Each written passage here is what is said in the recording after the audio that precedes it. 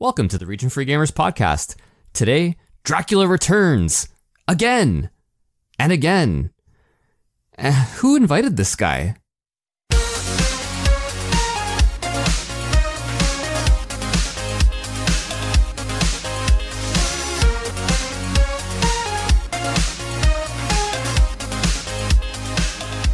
Welcome back, everyone, to another episode of the Region Free Gamers podcast, the podcast that is fluent in gaming. My name is Ozzy, and I will be your gracious host for the day. But before we get into the episode, there are a few housekeeping items that we want to raise. First, as we always say, remember that if you like what you're hearing, we would really appreciate that you spread the word and that you also go on iTunes and leave us a review. You don't really have to say much, but reviews really help us get our little show into the ears of more listeners. Second, I want to introduce my co-host. In the great wilderness, we have our dear friend Paul Ramallo, who is probably running on 4 hours of sleep. How are you holding up, Paul? Yeah, I'm holding up okay. You'll hear a little bit of a hoarse voice today, but doesn't matter. It's still going to be good. He's here like a trooper. Also from Canada, coming back for the second time, is Cameron Lasby, or as he's known in the Instagram world, 16-bit. So thanks for coming back, Cam. How are you doing on this fine morning? I'm doing just great, and it's my pleasure to be back again. Thanks for having me. Oh, thank you, man. Thank you. It's our pleasure. And lastly, we are super excited to make an announcement, so drum roll, please. Remember that pleasant, smooth-talking Brit that we brought on a number of episodes? In fact, he has the distinction of being the first guest to be on multiple episodes. He was also the first guest, period. So, of course, we're talking about Geoff Ivatts, who goes by G-Spot Gaming on Instagram. More importantly, we are excited to announce that from this episode forward, Geoff will join the permanent rotation of Region Free Gamers hosts. So, woohoo! Indeed. We're really, really excited about that. So, thanks, Geoff. No, thanks, guys. Thank you. Two things. First, congrats. Thank you. Second, why the hell would you agree to this? I don't want to get Paul into any trouble here, but I met him in the Yukon.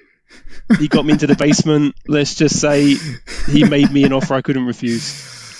The Moose Mafia strikes again. There was definitely alcohol involved. Yeah, it was. It was pretty sly. It just sounds like you guys lost a bet on Windjammers or something, and you were like... That's like the one game we didn't play that night, honestly. Now that I think about it, Windjammers would have been really good. That would have been, yeah. Instead, you guys played Bloodstain, which I know Geoff has some thoughts about. No, to be fair, we only had that in for maybe a minute, and then we went into Cuphead, so it was good. Exactly. And Cuphead is a fantastic little game. And by the way, before we get into all that, let's just say, with Cuphead and Blazing Chrome coming out, we are really in a golden resurrection age for run and gun shooters, because Cuphead is just absolutely fantastic. And Blazing Chrome, as you guys know, is absolutely fantastic. So that sounds like a really fun night, guys. Yeah, no, Cuphead blew me away. Like, I mean, it's one thing to kind of, see screenshots and so on. I had never really watched the video. I think maybe I saw a trailer or something, but to actually see it in person, it was actually unlike anything I had seen. Not only the animation style, but like the animation quality. Man, if I was a little kid and I saw Cuphead, I would have been like, oh my God, this is the best thing I've ever seen. It's everything. Life. It's everything. And for example, Blazing Chrome takes its cue from Contra 3 and Metal Slug, and Cuphead just kind of goes the Gunstar Heroes route. But even Gunstar Heroes, it goes even beyond that. So it's just unlike anything that you have seen before. And the fact that it's on Switch, like a Microsoft published game on Switch, is pretty massive. Yeah, and it's probably the best. Probably the Xbox One has the better quality, but it's probably not too noticeable, the difference. But the Switch is just fantastic for those types of games, because you can just take it anywhere and just play it in the middle of the Yukon Territory while camping. So I think, I envy you guys for being able to do that. But Geoff, what are some of the topics that we'll hear you discuss on the podcast? Oof. Yeah. Sorry to put you on the spot, buddy. On the spot, yeah. No. Trial by fire.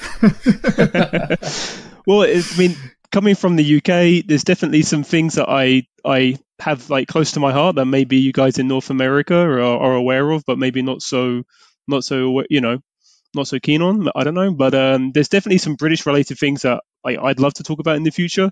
So obviously, UK, Britain, whatever you want to call it, has got like a massive history in video games, especially in the 80s, early 90s. People who were highly talented and highly skilled were making a lot of games for a lot of publishers that people weren't really aware were actually British at the time. We also had our own gaming industry in terms of the like we had the Amstrad and we had the Commodore, things like this, which were very unique to Europe and the UK. And people in the 16-bit, that's when you started seeing some really interesting influence. So that's the sort of topics I want to go down. But also, yeah, I'm super keen on Japanese-related intel, information, whatever you want to call it. And like the last few years, I've really gotten into Super Famicom and the Game Boy Advance. So these are areas that I'm going to want to be diving into. So yeah. Yeah, fantastic. We really look forward to it. And by the way, in case that Brexit leaves you jobless, now you know what you can fall back upon. So yeah. Just kidding. That's not gonna happen. So with that bad joke out of the way, let's get on to the topic of today. During the early days of the podcast, we recorded an episode of the 8-bit Castlevania games, and that was a super fun episode. It was the first time that we had a Shakespearean rendition, a dramatic reading on an episode, and Paul was pretty amazing, dare I say. So if you haven't listened to that one, check it out. It's the first part to this episode. And so we have a real soft spot for the Castlevania series here at the Region Free Gamers headquarters. I mean, pretty much like any retro gamer, Castlevania is right up there among the best franchises. So we decided to just jump a generation and make part 2 of that episode and go into the 16-bit era of the Castlevania series just as a follow-up. So we will be talking about Super Castlevania IV for the Super Nintendo, Rondo of Blood for the PC Engine, and rounding it out with Castlevania Bloodlines for the Mega Drive and the Sega Genesis. So without further ado, let's get on with it. So let's just jump back into our time machine to 1989. Development had finished on Castlevania 3 for the NES, and it was released in 1989 in Japan and 1990 in North America. So by this point, Castlevania was pretty huge. I mean, we're not going to say Mario huge, but it was pretty much a known quantity among gamers. So the next step would be to make the jump to the 16-bit generation. So the Mega Drive had just been released in 1989 in Japan, and the Super Nintendo was about to launch in 1991. So Konami put its teams, to work, and so we got to the first game that we're going to talk about, and that's Super Castlevania IV. So Super Castlevania IV was released on October 31, 1991 in Japan, and December 4, 1991, which just so happens to be Arnie's birthday. So hooray, Arnie! Wow. And of course, as is the case, it was released a year later in the European territory. So screw you, Europe. Hey. That's a common theme, I know, but come on. Yeah, you guys always catch shafted on this episode, on this releases. But guys, when did you first become aware of Super Castlevania 4? Did you play it at the time, Paul? Yeah, I played it. I don't want to say I played it on release, because I didn't get a Super Nintendo until Street Fighter 2 kind of forced my hand. But after Street Fighter 2, the first game I needed to get was Castlevania 4. Quick digression. I'm not going to call it Super Castlevania 4. That's ridiculous. It's Castlevania 4. All right, Castlevania 4 Calling it Super Castlevania 4 implies that there is another Castlevania 4 and that this one is more super than that one. Yeah. So no, this is just Castlevania 4. Thank you. But you can just call it Super Castlevania. I mean, because it's really just Castlevania 1, but supercharged. So no, it's not. It's way longer. You can whip in 8 directions. That's what supercharged means. That's what supercharged means. It's Castlevania 4. Stop it. Just stop it. Castlevania 4. But anyway, I played it at the time, and it was fantastic. I actually traded, so a buddy of mine had it, and, he brought it over, and I was like, this is incredible. I want it. And so I traded him my Game Boy for it. Great trade. Yeah, I mean, it's what we did at the time, right? We just kind of... everybody just trades everything, and then you get your new thing, and then you get sick of it, and then you trade it to another friend, and so on and so forth. So I had a Game Boy that I just wasn't really using anymore. I didn't really have too much of an attachment to it. And so he wanted to play Final Fantasy Legend.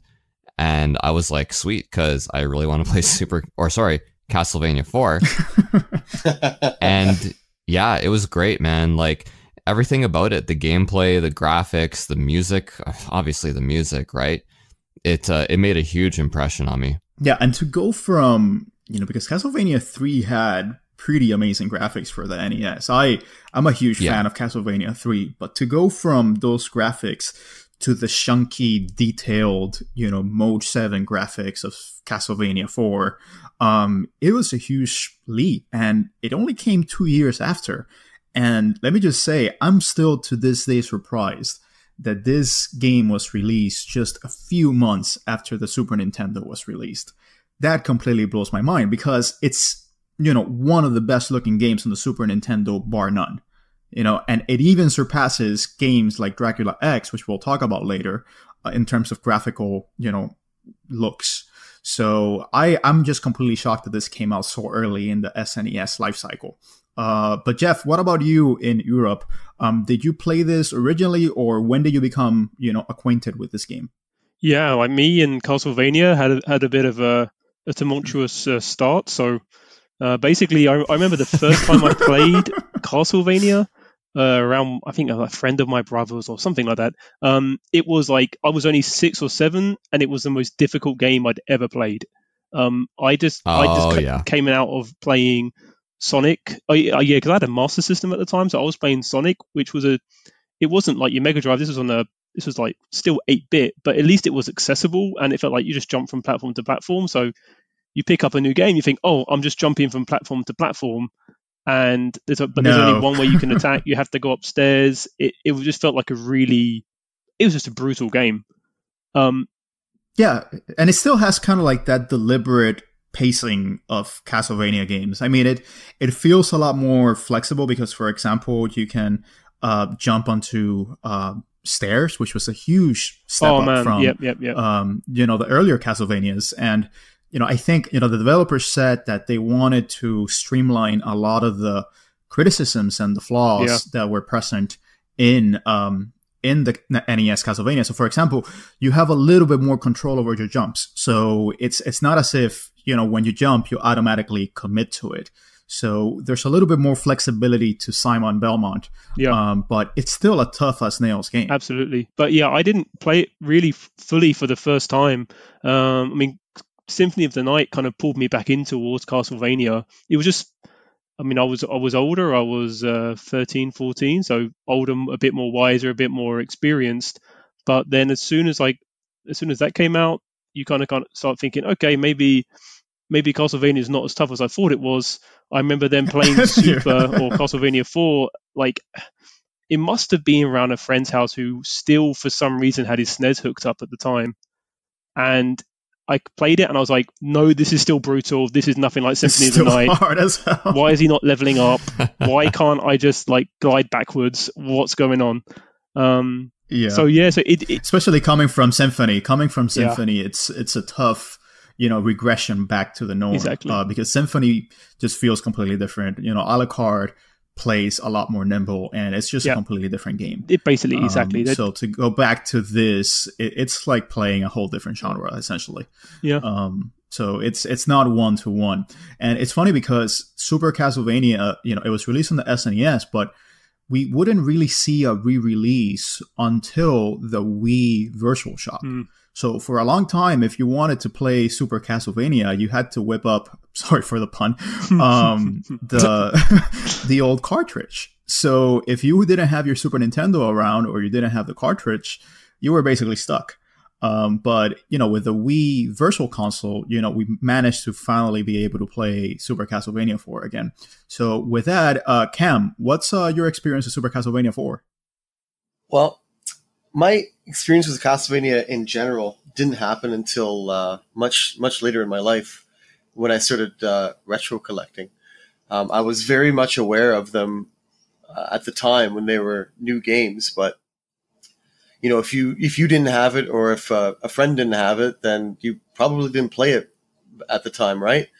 Yeah. So with Castlevania IV, I remember picking it up at from a local store that had a sale one day, maybe about 4 or 5 years ago, and it was just amazing. Finally getting to play it, especially being such a step up from the 8-bit versions in terms of everything, right? Everything we've already covered, graphics, control, music of that game is just phenomenal. It's some of the best music, I think, on the Super Nintendo. No, so I think some of the best music, period. I honestly think it's some of the best video game music, ever put down. But Cam, did you play the NES games before playing Castlevania 4? I did, but once again, it was after I had started collecting retro. So it was before, but not too much before, like maybe less than a year. Okay. But you had them fresh in your mind, so you were able to kind of really witness the step up in graphical quality. Absolutely. Oh, it's like night and day. Yeah, yeah. And especially, with Castlevania 4, if we're going to talk about the graphics, it has so many different technological achievements. So, for example, it has a lot of parallax scrolling. So you see a lot of movement in the back that just kind of, goes independently of the foreground, and you can go to the background. And, it kind of really shows you the techniques very early on. So the first level, it shows you how to go from, the front to the background, similar to what they did with Super Mario World. So it's a game that really took advantage of a lot of the newfound power on the Super NES. So particularly one of the most, I would say, notorious maybe or more highlighted aspects of Super Castlevania 4, sorry, Paul, is the Mode 7 aspect. So how do you guys feel about the Mode 7 effects of Castlevania 4? How about you, Geoff? Hit or miss? Yeah, sorry, Geoff. I know Ozzy said over to you, Geoff, and then I started talking. But take it. Here we are. Take it. You got it. Yep, go for it, But Paul. yeah, no, hit or miss, honestly. Like, there's one particular level, I think it's the 4th stage or something, where it's rotating. Yeah, I don't know. Okay, so there's one where it's just a graphical effect, and I don't think it has any effect on the gameplay, and it just kind of it creates this almost like 3D spinning kind of look, going from foreground to background. Yeah, that looks incredible. And then there's another level where the platforms turn counterclockwise, and you have to hang from, one of those little things that you whip and you hang from them. Yep. That, a little bit less impressive. I think that was kind of shoehorned in there just to kind of have like, hey, this is Mode 7, this is what it does. But as far as gameplay goes, I mean, that's probably the weakest level in the game, in my opinion. Yeah. I mean, I feel like the best implementations of Mode 7 is, as you said, Paul, that first level you talked about, but also some of the enemies, like the Golem enemy, where as you hit him, he just kind of starts scaling down. So he starts kind of losing bits and pieces until he becomes smaller. So I think it's those subtle effects, that really add something to the game without feeling like a tech demo or showing off. So what do you think, Cam? Do you like the Mode 7 effects in the game, particularly coming at it, later on? I think Mode 7 in general is just awesome on the Super Nintendo. Having said that, though, I take it you're an F-Zero fan. Yeah, I am, and Pilot Wings for that matter. But anyway, going back to that first stage that Paul mentioned, where like the background does that rotating thing, there's a lot of slowdown in that particular part. From what I remember, like when you jump and whip an enemy, and the game just tends to choke, and that's actually kind of disappointing for me. Yeah. I mean, this game really pushed the Super NES to its limits. It really did, and actually, considering as much Mode 7 there is in the game, there's no additional hardware on the actual game cartridge to kind of assist the Mode 7. Like, for example, Pilot Wings had an extra processor on the cartridge to help with all the Mode 7 calculations. This game did not. So to accomplish what it did without additional hardware is actually pretty impressive, technically speaking. No, and beyond that, I mean, you have to take into account that, since this was a launch window title, because it just came out months after its release. I think it was like 6 months after it came out in Japan, and like, I think 4 months after it came out in North America, like the SNES, developers still didn't really know how to work with the system and how to, push its boundaries. Yeah. So for example, what you saw with Gradius 3, that game is notorious for the slowdown. That game is almost unplayable because of its slowdown. So a lot of games, just did not perform well at all. So the fact that Castlevania IV is very much playable, and the only part is that it suffers a little bit in terms of the performance. It's really a testament to what they were able to achieve with the tools they had at hand. So I honestly find it very impressive. Yeah, and I think that's kind of a lot of what you can associate Konami with at that time. They were a developer who were constantly trying to push the hardware that they were working with. As you said, like if they started working on it before the console got released, you got to think they got this brand new dev kit, brand new like stuff to work with, and to get what they got out of the first attempt on the console, I think is extraordinary. But I think we kind of take it for granted because that's what Konami did. They definitely had some misses, but this one, apart from the slowdown, and I recently played that level where you're talking about the slowdown, and it does make you think, I just want to get through this as fast as possible because this is now painful. But at the time, I think that would have been like an incredible feat of programming. Yeah, I mean, and for example, Gradius 3 was another Konami release, and we saw that that team was not able to be as successful. So it's incredible comparing within the same company how they kind of struggled with the hardware. Yeah, you have to think that they threw the kitchen sink at this. Yep. Let's just take a step back and just kind of talk about what Castlevania IV really brought to the table. It's kind of a reimagining of the first Castlevania. So it goes back to Simon Belmont, who was the protagonist of the first Castlevania, the grandson or great-grandson of Trevor Belmont, who would show up in Castlevania 3. But this was really Dracula's first outing, in terms of story, when we first encountered it. So it's, it kind of goes through the progression of, you start out in the outskirts of Transylvania, and then you make your way into Dracula's castle until you face Dracula. But, calling it a remake is kind of, selling it short. This game is almost its own game. It's kind of a sequel remake. So it kind of falls into this weird area, but it very much feels like its own game. Would you say so, Paul? I didn't even know that it was considered a remake until right now. Oh, really? Like it is its own game as far as I'm concerned. Yeah. Yeah, no, but its director was Masahiro Ueno, and he basically said, yeah, this was basically, my reimagining, our reimagining of the original game. And by the way, the original game has now been remade or reimagined like, I don't know, like 20 times. Most notably as well on the Castlevania Chronicles for the Sharp X 68000.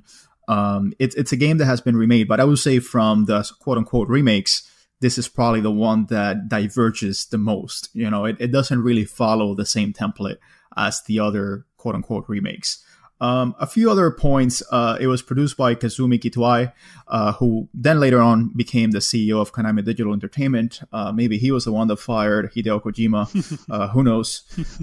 But it was co-composed by Masanori Adachi and Taro Kudo. And, this was from the age where Konami did not credit its developers. And, beyond that, the work circumstances in Konami at the time, from everything I've read, were absolutely horrid. So, it's really a testament to how passionate these developers were that we even got good games out of it, because these developers were struggling. They were being treated like crap, and, they weren't even getting any recognition. I mean, I read an interview with Michiru Yamane, and they weren't even able, they were not even allowed to show their faces. So if they were interviewed, it was only voice only, if that. So Konami, really clamped down on, its developers. So there's a lot of slippage here, and there's a lot of, information and history that's kind of fallen by the wayside just because of this, improper, crediting. So, but the soundtrack, we've been able to, find out who were the composers. And I would say the soundtrack is some of the best music of all time on the video game medium, really. And these guys, they worked on Russian Attack, Contra 3, the Alien Wars, and I'm seeing here they also worked on Tingo's freshly picked rose-colored Rupee Land. So, you know, pick the odd one out. So, you know, there's also a few others like Axelay, which was a really fantastic shooter on the Super Nintendo, Circle of the Moon, Super Mario RPG, and Shibu Robo. But what do you guys think about the soundtrack? What do you think, Cam? I love the soundtrack. It's just that first moment in the first stage when the music just starts up. You know, when you first kind of like walk through the gates there, it can almost give you goosebumps.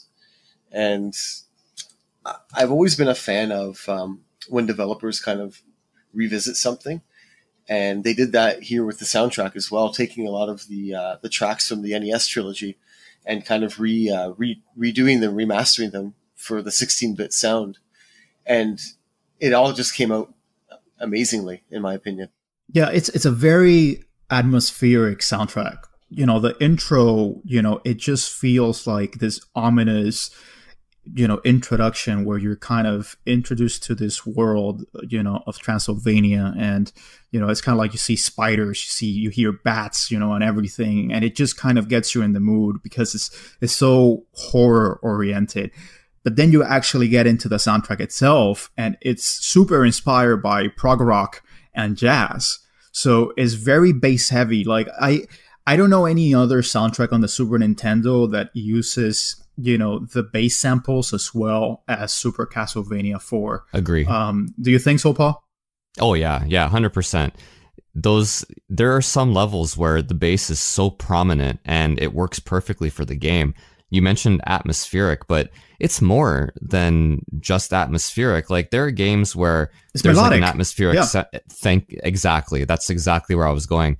You know, there are some games where you have an atmospheric sound, but once you're done with the game, you're done with the game. You're not humming it to yourself while driving or whatever, right? Not so with Castlevania 4, right? Like the tunes are melodic, they're catchy while remaining atmospheric. It's an incredible soundtrack. I have all day for it. Yeah, and on top of that, I mean, when I'm referencing jazz, like some of the tracks like Sunken City, like they sound like acid jazz or improv jazz. Like you could tell that the bass is just like a double bass just playing in the background, dum, ding, dum, you know, and it's just, there's a dedicated track just for bass. And again, I don't know of any other SNES soundtracks that just dedicates itself so much to providing a good bass line. And, you know, beyond that, Cam mentioned the arrangements. You know, the arrangements of Bloody Tears, I would say is one of the best arrangements, you know, out of all, you know, Bloody Tears kind of comes up on every Castlevania game in some sort of form. But I would say the arrangement of Bloody Tears for Super Castlevania 4 is one of the absolute best. Because when it finally plays, it's kind of like this build-up. You know, you've made your way through, you know, the whole Transylvanian countryside. You've gone through the sewers, you've gone through the aqueducts, and now you're finally in Dracula's castle. And it just kind of like has this lead into it. And then it goes and the hair stand on your end when you start hearing those melodies of Bloody Tears. And you're like, I'm ready to fucking take this on. You know, like Dracula, I'm coming for you. Do you guys feel that? Because it perfectly captures that, you know, like, let's go get it, you know, atmosphere. Yeah, well, absolutely. I think it's one of those soundtracks that it puts you in the right frame of mind. It gets you in the mood for like what the task is. I mean, everyone knows that when you play Castlevania, you're going after Dracula. But there's the soundtrack. I think not only does it gets you in the mood, like I said, but it also tells the story. So the way that you even get to the castle to begin with, but then as you make your way through the castle, you really feel like each stage is building up to something towards the end. I think it's the arrangements are absolutely fantastic, but I think there's one called Chandelier, which just really kind of, it's not something you're going to hum afterwards, but it really makes you feel like you're in that place, you're in that stage, you are experiencing that far more than just here's some music and here's some things to attack. And for example, I mean, every song fits the level to a T. So let's talk about Dripstone Cave, which is level 3. You know, that's kind of like underwater caverns, like underground caverns, and it's just this this notes playing like dun dun dun dun dun dun dun dun, and it just feels very echoey and moody, and it just feels like you could feel the drips of water falling off the stalactites. So every single track, you know, fits its theme perfectly. And let me ask you, Paul, where do you think Dance of the Holy Man fits in the top, you know, songs, you know, in Castlevania? Well, I mean, you know the answer, Ozzy. I know why you're asking. I think it's the best. It's my favorite 16-bit track, period. Like Cam was saying right at the beginning of it, where the drawbridge drops and the organ just punches you. You get I got goosebumps when Cam was fucking describing it. Right? Like it's amazing. And then you play through the level, it's the first level. So you know, like the first level of every game, they really have to hit you with one of their best tracks, right? That's just kind of how it is. And you can save the experimental stuff for later when they've already got you hooked. But it's such a melodic track, and man, it's awesome. What can I say, right? It's almost like, you know, level 1-1 with Super Mario Brothers, where it's just like you hear the track and you can immediately transport yourself to that level. And it fits it perfectly. It's a perfect introduction to the level. I also want to mention one of the highlights, which is that the final, you know, showdown with Dracula, the track Dracula's Room, it's not like a bombastic track at all. It's a very haunting track, and it's very long, and it's almost like a track that's in awe of the amazing preternatural power of Dracula. So it's a game that really does away with a lot of conventions. It really zigs when you're thinking it's gonna sag. And for that, I really appreciate it, because it's one of the most experimental soundtracks, you know, I would say ever. Would you agree with that, Cam? Yeah. I think you said it all. All right. I think I'm beating it to the ground. It's like, as you were talking about the you know, the final battle there, I was like playing it in my head, basically, you know, and then like right up to the point where you kill Dracula, and it does that, you know, that little melody, and then like the long note at the end as he kind of like, you know, like melts away in the sunshine. It's goosebumps once again. And let me say, I mean, I listened to the soundtrack before playing the game, and that's a testament to how great the soundtrack is. And when I listened to it, I said, I had to play this ASAP. So even if you do not have access to any of the many ways in which you can play Castlevania IV nowadays, definitely go to YouTube and listen to the soundtrack, because it's very much a listenable soundtrack outside of the game. You know, it's you can say that with you know, few soundtracks from the 8-bit and 16-bit era, but definitely this one is one of the ones that you can absolutely listen to outside of the game. Let's talk about some of the gameplay refinements. So one of the things that I mentioned is that Simon is a lot more nimble, but beyond that, there's another change, which is that before you could only whip one way, but now you can whip in 8 directions. And you can also kind of rotate your whip and have it go limp, which is kind of really ridiculous. It looks really, really, really ridiculous, guys. Yeah. But it's very useful, you know, and it kind of makes for a much easier game. This is actually, I dare say, I mean, I know, Geoff, you said that it was super hard, and it's really, really freaking hard. But by Castlevania standards, it's one of the easier games. And a big part of that is because you can swing in 8 directions, and you can have the, you know, whip just kind of block projectiles, etc. So, Paul, how do you feel about the 8, you know, whip, you know, mechanic, 8 direction mechanic? I wish that they had kept it for every other Castlevania game. I know, right? Like when I play Rondo of Blood, I mean, obviously there are things that I prefer about Rondo of Blood versus Castlevania IV and vice versa. One thing I wish they had kept in Rondo of Blood was the 8-way whip.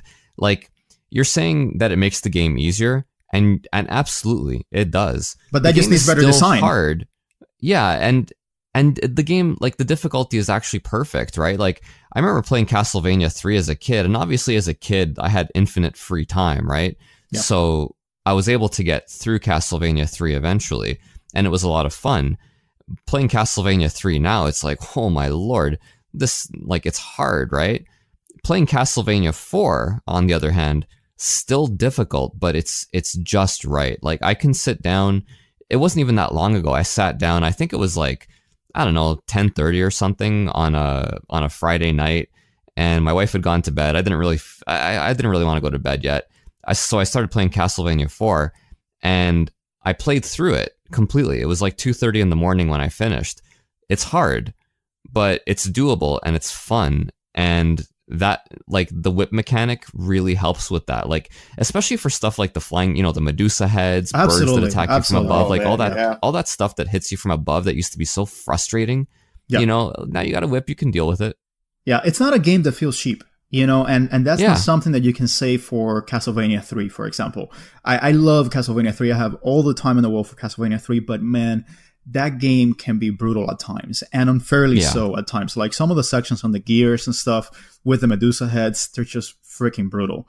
But this game, as you say, Paul, like, it's not the first time, and it won't be the last time that I say, let me just throw on Castlevania 4 and just kind of like run through the first few levels, and then I'm like, oh shit, I've just spent like the last hour playing Castlevania 4. That's exactly what happens. Yeah, because it's a very accessible game. I would say probably from this era, it's one of the more accessible games. We'll talk about Castlevania Bloodlines. I think that one is probably even more accessible, but I would say Castlevania 4, especially amongst these 3 games, I think it's one of the more accessible games. What do you think, Cam? Here's what I feel. With the eight directional whip, it did cut down the difficulty a bit, but what we lost in difficulty, we gained in fun factor. And of course, that's a huge part of playing any game. If you're not having fun, you're not going to play the game. You guys mentioned the enemies, like birds that come from above, that the whip made a lot easier to kill. How about enemies that come from below? Like in the older Castlevania games, good luck trying to kill something that's coming from beneath you, right? Yeah. At least if it's coming from above, you could jump and whip and, kind of time it. If it's coming from below, just kind of grit your teeth because you're going to take that hit most likely. Yeah, absolutely. So let me just move on from this. Just a real... could I just quickly add something? I completely agree on the whip. I mean, I just recently, like the last week preparing for this, I played through all of the games, and Castlevania 4, I got to Dracula the fastest out of all of them. But the one thing that I love about Castlevania 4 is the fact that you can moonwalk up the stairs. That says it all. Oh, yeah. Surely. I love it. It's perfect. It's perfect. I can't believe that didn't get mentioned till now. I'm slacking. But with that fact out of the way, another fun fact is that Factor 5, who later went on to do the Rogue Squadron games, and they used to do the Super Turrican games, if you guys ever played that. They actually recreated Super Castlevania 4 on the Sega Genesis, and they replicated some of the Mode 7 effects. And they pitched the port to Konami. It was ultimately turned down, but what they ended up doing is they got go ahead to do Contra 3, the Alien Wars on Game Boy. And that's a really good port. Probably not the best way to play Contra 3 now, but if you were a kid back in the day and you only had access to a Game Boy, you could have done worse. Super Castlevania 4, when it was released, was reviewed very well. The Nintendo Power gave it a 4.375 out of 5. I don't know how you come up with that decimal, but I'm just going to trust them. But it really, it's weird because it's considered one of the best entries in the series. But funnily enough, we just haven't seen games like it in the Castlevania series anymore. Like, after this, we had Rondo of Blood, which was quite different. It was more along the lines of the NES games, and Bloodlines, which kind of did its own thing. And then from that, kind of like the traditional Castlevanias kind of fell by the wayside with the Metroidvanias that would follow after Symphony of the Night. So even though it's considered one of the best games, it's not a game that really left a mark on the Castlevania series itself. So yeah, that's a really good way of putting it. That, I never really thought of it like that. It's obviously and rightly so, it's much celebrated as one of the best games on the system, therefore one of the best Castlevanias Konami produced. I think that it's just a bit maybe the eight direction whip, maybe that they decided like this just makes it a bit too easy. We want to make sure that it's going to remain like a difficult game for people to play. All I can imagine is once Symphony of the Night hit the numbers that it hit, on the Saturn and on the PlayStation, that was it. And they were never going to return to like Super Castlevania, what like legacy it gave. Because if you think about the other games, they're on different consoles, apart from Dracula X, which was very different. But you can imagine once Symphony of the Night, once that did what it did, Konami, and we see Konami even more today, how they are with their franchises. They just kind of put all their chips on something that makes money. Yeah, well, and someday we'll get to it, but there were two lines of evolution or revolution with respect to Castlevania. So the logical step that would follow Super Castlevania would have been the Nintendo 64 Castlevania games, which were 3D, not Symphony of the Night. Symphony was just kind of like a small side project that was not supposed to do very well. True. Because, apparently no one cared about 2D games. But I think the fact that Konami wanted to move on to the 3D era, that's probably as big a reason as any why Castlevania IV just did not have staying power in terms of its influence. And the fact that, the Symphony team just decided to go a different way. But what do you think, Paul? I think that everybody just thought the linearity was old-fashioned. That was the old way of playing games, and Symphony was the new one. And so even if Castlevania IV has value long-term, because it's a great game, which it is, it's still in an old-fashioned mode.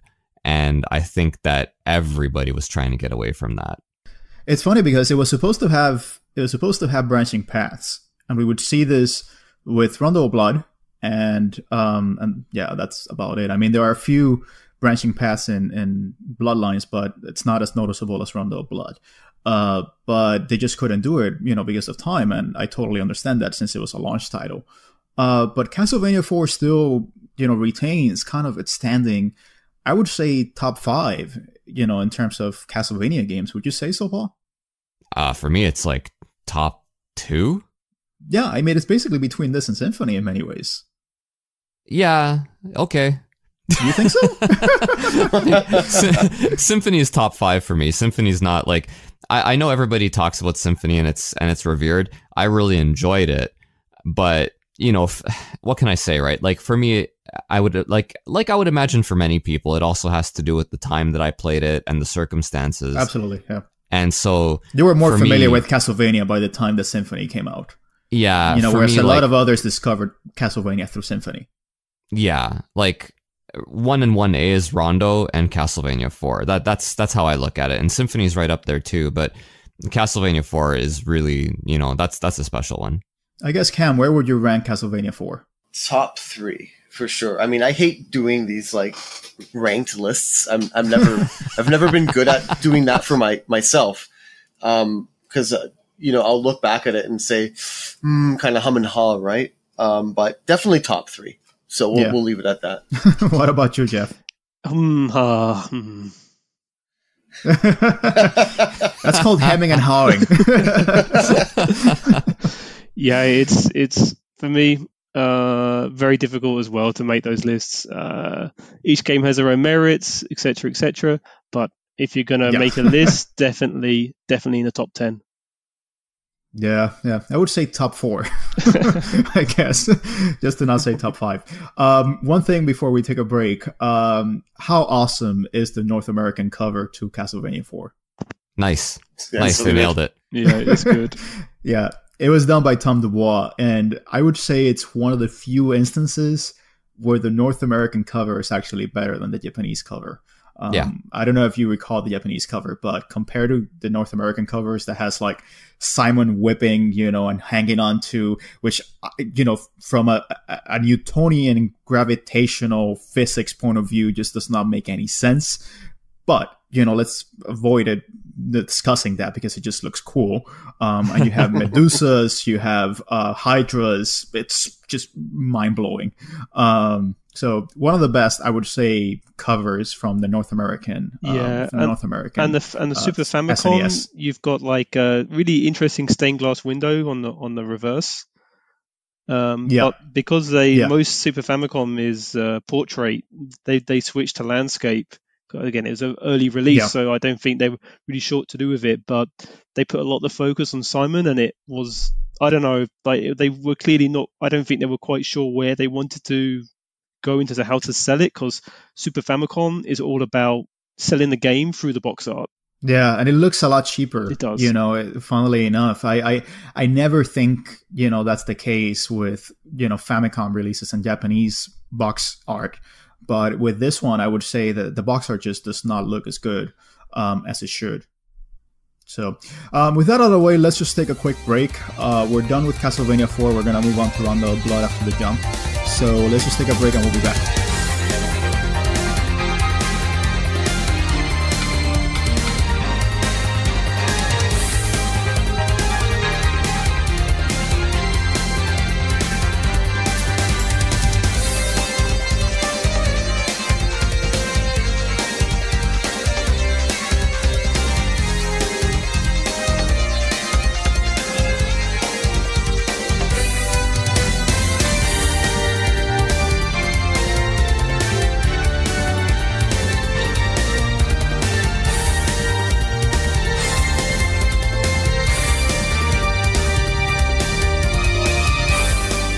So welcome back, everyone, and right now we're going to talk about a game that's kind of mythical, legendary. For a lot of gamers, this was kind of a holy grail that they were never able to play, but it was kind of seen as the pinnacle of Castlevania. And that's because it came out exclusively in Japan, exclusively for the PC Engine, and it wasn't released on the TurboGrafx 16, which was the US counterpart. So, of course, we're talking about Akumaju Dracula Rondo of Blood. And this game is seen as one of the best Castlevania games ever. It was released on October 1993, and it was released for the PC Engine CD. The PC Engine, as you guys may know from listening to some of the other episodes, was much bigger in Japan than it was here in the United States. In the United States and the West, it was pretty much just people like Paul that, stumbled upon the TurboGrafx and, they were, forced to play that. But in, in Japan, the PC Engine was pretty big. But, Rondo of Blood, it's a game that came to the ears and minds of gamers through word of mouth. Like, everyone back in the mid-90s heard that there was this Castlevania game that was not released in Japan that was supposedly super awesome, that had like full-blown animation, had fantastic music, and everyone was just like, we need to get a hold of this game. So with that, Paul, I want to ask you, how did you first hear of Rondo of Blood, and what did you think of, the whole, discussion about the game at the time? It was almost certainly through a magazine, right? Like, I don't think it would have been through a friend. We all kind of read EGM and Game Pro and so on and so forth. So in all likelihood, it was probably EGM is where I'd first heard about it. And from there, there's no internet, there's no YouTube. All you see is screenshots and the flowery words of the people writing about the game and how it's incredible and you'll never see it in the US and so on and so forth. And it was, like you said, it was mythical, right? So that's how I first heard about it, I'm pretty sure. Do you feel like the hype, had a lot to do with the impression that gamers have of Rondo of Blood? Sure, of course. But that's part and parcel with the whole package, right? Yep. I eventually got it, right? Like, I had a Turbo Duo, and I saved up, allowance and all that kind of stuff because I was still too young to be working. But I saved up, and I eventually did get it. You imported it? It was, what's that? You imported it? Yeah. There were websites. There were mail-in services, right? Like, that were advertised in Game Pro and EGM, and they sold import games. And so I eventually did pick it up. And like, when I got it, it was like, dude, it was like holding a legend. You know what I mean? Like, this thing that... And so when you first put the disc in and you boot it up and you hear the Red Book audio, you hear the voices, the singing, like actual people singing. Oh, absolutely. Yeah, man, yeah, that Requiem theme that plays in the menu screen. Exactly. It's absolutely amazing. And when you play it, it has that like upbeat, catchy pop music, you know, that it's not like anything that you had heard in Castlevania before. And I know we just said that with Castlevania 4, but really, you know, Rondo of Blood just did something entirely different with its music. Like it's also another game that just kind of broke the mold on Castlevania. It didn't really follow what was pre-established there. But Paul, when you actually got around to playing it, you know, how did your impression compare with your expectations of it? It met them. Yeah. You think so? Yeah, no, there's no doubt about it. Look, it's a good Castlevania game, right? Like it's not punitively difficult. It's got a lot of action. The music is upbeat. You know, the boss fights are spectacular. Even just like some of the regular enemies on the levels, like the very first level, those giant golems that you fight. Yeah. You know, graphically very impressive. Yeah, no, I was pretty happy with it. Still am. Yeah, it was kind of you know, along the same lines of other games like Radiant Silvergun, you know, that were just hallowed, you know, games that, you know, gamers spoke about in hushed tones, like, you know, if you have this, like, you're in, you know, you have what it takes. And so because of that, I think that, you know, a lot of gamers missed out on this game. You know, a lot of gamers really never got to experience Rondo of Blood. And in fact, you know, if you were not emulating games, you know, the only real way that you were able to play, you know, Rondo of Blood without importing it was in the 2007 Castlevania Dracula X Chronicles on the PSP. Because before that, you just did not really have the opportunity because, you know, part of the issue with Castlevania, which I think you've hinted at, Paul, is that because it was so mythical, the game was and remains extremely expensive. It's one of the more expensive games on any system. I mean, we're not talking, you know, like little Samsung expensive, but, you know, we're certainly talking about over $200. You know, I haven't checked the market recently. Cam, maybe you can tell us a little bit more about that. But it's expensive. It's not cheap. Last time I checked, it could be had for about $180 US. I got lucky. I picked it up from a friend, lucky in quotes, a few years ago. Maybe I think it was 3 years ago for $160 US. I know, great, what a bargain, right? Yeah. It was still cheaper than anything I could find, so whatever, right? He had to make his money back, obviously. Yeah, and how do you feel about the game when you finally played it? Because I know that you only, you know, it was your experience with Castlevania is a lot more recent. Yeah. So how do you feel about it when you actually played it? It would have been the last of the games we're talking about today that I had actually played, just because of all the reasons you mentioned, the exclusivity of it. This is one of those games where you read about it and everybody tells you how great it is. It can lead to disappointment, where you kind of build something up in your head. I'm raising my hand over here. So, you guys can't see me, but I am. Thankfully, that didn't happen with me. For me, it did live up to the hype. Right, you know, right from the get-go. You mentioned, you know, the music and, you know, kind of the once you hit start new game and you get like a little cutscene of Richter, you know, whipping. I think he's whipping pots or something, right? Just kind of like warming up or whatever. Yeah, absolutely. Yeah, Fuck those pots. It's like taking a cue from Link. Yeah. But anyway, like the music is in a class of its own, simply because it's the first Castlevania with Red Book audio, right? It had some great original tracks, but then some phenomenal Red Book remixes, arrangements of tracks that we already loved. Yeah, absolutely. So, Geoff, did you hear of Rondo of Blood back in the day in the UK gaming scene? Or how did you first come to find out about it? In the UK, I think you had to be really... You had your finger on the pulse if you were hearing about PC Engine or TurboGrafx, things like Neo Geo. They were for really lucky people who could either source it from Japan, the US, or just had very rich parents, or they were making money of their own.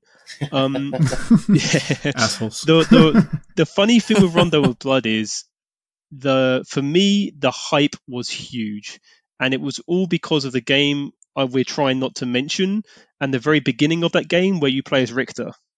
So, like, you get that scene, and there's this incredible music, incredible graphics, even 2D. And on the original version, you get that incredible dialogue between Richter and Dracula. Yeah. And it built up this legend of this prequel to this game that is all over the world, and this game that only few people got to play. And it just kind of created this sense of like, this game must be incredible. If that game I was about to mention is this good, this must be equally as good. So already the hype and the build up is so huge for this game. I know what you mean when like there's only one way you can go when the hype is that big.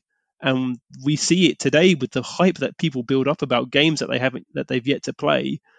It's a very big risk that it would only go one way when you play it. But for me, Rondo of Blood, I first played it on the Dracula X Chronicles.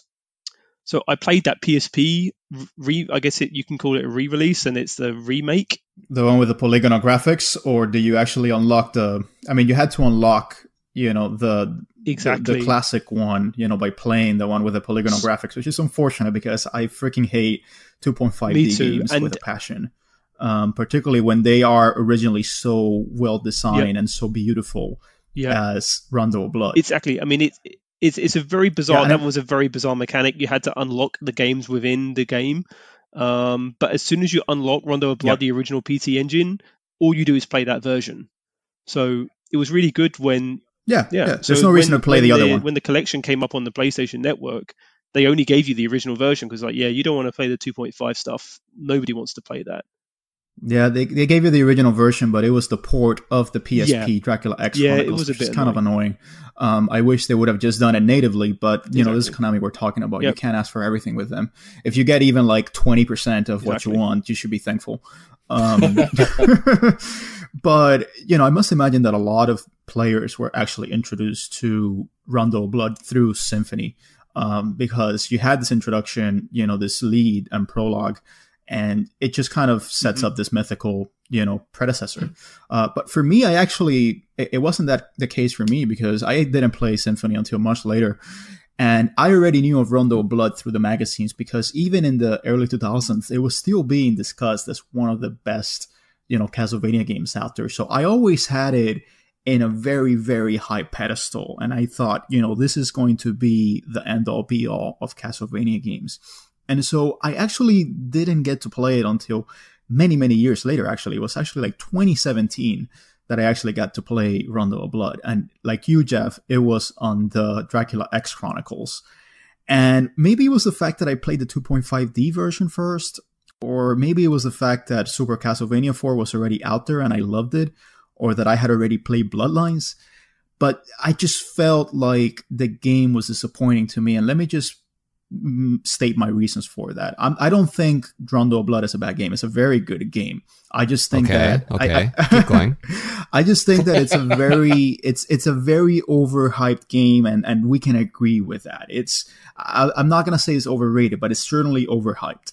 And the thing is, it's that it felt like a step back from Castlevania IV. As you said, Paul, you don't have the 8-directional whip.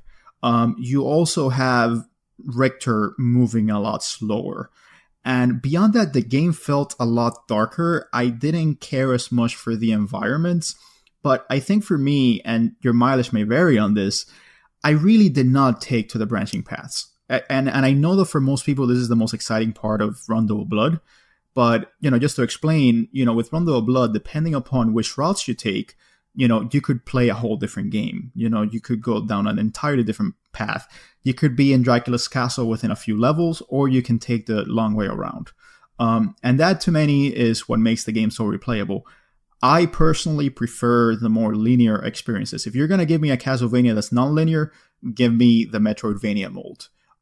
Whereas with Rondo, I felt like it was, it had those branching paths, it had that non-linearity, but not in the way I like. And on top of that, in order to get that non-linearity, you had to do things like test out whether falling through this particular pit, was going to lead you down a different path. And I felt like that kind of trial and error was just, to me, it just felt like poor design, but again, your mileage may vary with respect to that, where finding the secrets to go down a different path might be the fun of it. So with that out of the way and being a complete villain right now, I kick it back to you, Paul, to respond to that and eviscerate me. Ozzy, imagine you're 14 years old or 15 years old and you've saved up a whole ton of money and you get a new Castlevania game and you have the option. You're designing this game and you have the option of a game that provides you with branching paths, secrets you can find, an extra character at the end, or a game where you start from point A and finish at point B. Now, you tell me which one you think gives you more value. Listen, Paul, I'm all in with you. I totally, have my sentiments there with you. And if I had played this when I was 14, and if I had played this not as an adult that, has more limited time, I would have totally been all over this. And I think that's the reason why I want to mention it, because I think this is a game that, your impression of it is very contingent, on how you approached it, what your background is with respect to the game in Castlevania, and the stage in your life in which you're playing it. I think this game more than most, to be honest. And I still think that it's a very good game. It's just, to me, I wouldn't put it, for example, in the top 5 of my Castlevania games. Now that's, we're getting into a digression there, but I just... Yeah, I mean, we're just going to fire you from the show. It's cool. It's fine. So that's why I'm making my last stand here. Let's move on from that and let's just talk about, the game was directed by Toru Hagihara, who actually was a co-director of Symphony. Now, a lot of people identify Symphony with Koji Igarashi, and that's very fine and well, but people forget that it wasn't just Igarashi that did Symphony. Actually, when Koji Igarashi got to it, the game was almost like halfway done. Of course, he added like a lot of it, to the game, a lot of his style to the game. But Toru Hagihara was actually the one that kind of laid the groundwork for Symphony.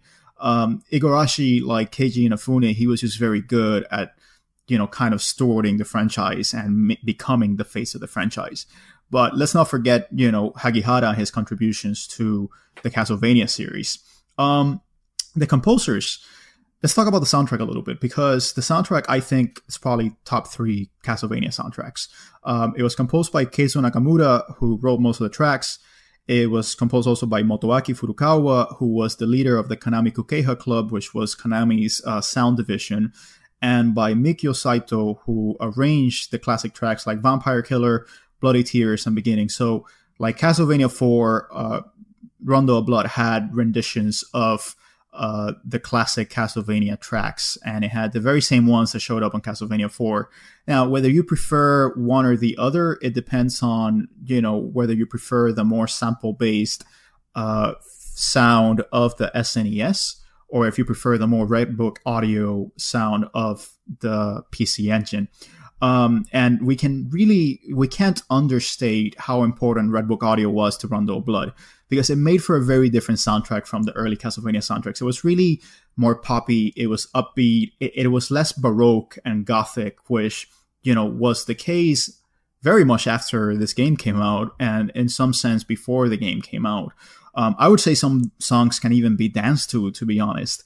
And one of the things that the composers were really excited about was the fact that they could actually use real guitars for the soundtrack. So they implemented a lot of guitar work into the soundtrack itself. So let me ask you, Cam, how does the soundtrack, in your view, compare to the other 16-bit Castlevanias? It's almost, you can't really compare them. I think just because the Rondo had that advantage of being on a CD. Having said that, though, there's some phenomenal tracks in Castlevania IV and Bloodlines that are right up there in terms of quality, right? But still, like Rondo's soundtrack is just in a league of its own. I don't know what else to say. Yeah. Vampire Killer, just the rendition, the arrangement in Rondo is just phenomenal. It's one of the tracks I'm actually not too crazy about in Castlevania IV, the Vampire Killer arrangement. I don't. Yeah, it's not the best one. I don't know what it is about it. It's kind of intangible, but it's just not. It doesn't feel right. It doesn't feel right. It just doesn't feel right there. Yeah. Here, the arrangement, it translated very well to Red Book audio. There's not a stage in that game I can think of that the music doesn't stand out to me like, wow. Yeah, and I don't think there are that many Castlevania games that have as many memorable songs that haven't shown up anywhere else in any other Castlevania songs. Because there's just a ton of memorable Castlevania, songs, in this one, but they just, unlike Bloody Tears, unlike Vampire Killer, they just haven't appeared elsewhere. Well, Geoff, what do you think about the soundtrack? It is really difficult to even compare them to the other Castlevanias, like Cam said. I think that the difficulty is that Konami at that time were just exceptional at producing music. And so it's not as if there's one bad or one good or anything like that. I think the benefit of being on CD, using instruments, definitely. I feel that when I was recently replaying Rondo, it just feels far more modern. It feels far more. I mean, Rondo is an exceptional soundtrack, and I can easily listen to it whilst I'm working or whilst I'm on traveling. It's really good music to listen to, but when you're talking about music that really fits with the game, I think Super is just ahead of it in terms of how it does fit. But from just a pure music side, Rondo it's exceptional. I agree with that. And I'm glad to get that kind of argument because the composer, I think it was Keizo Nakamura. He basically said that he was trying to do something very different with the soundtrack, but he was very worried about not honoring the Castlevania sound. And I think there's something to be said about that because I do think that out of all the soundtracks, I think the Rondo of Blood soundtrack is the one that sounds the least Castlevania-like. And I don't know if you guys agree with that, but it doesn't mean it's bad. It's absolutely excellent, but it just, does not sound like any other Castlevania soundtrack, I think. Yeah, no, that sounds about right.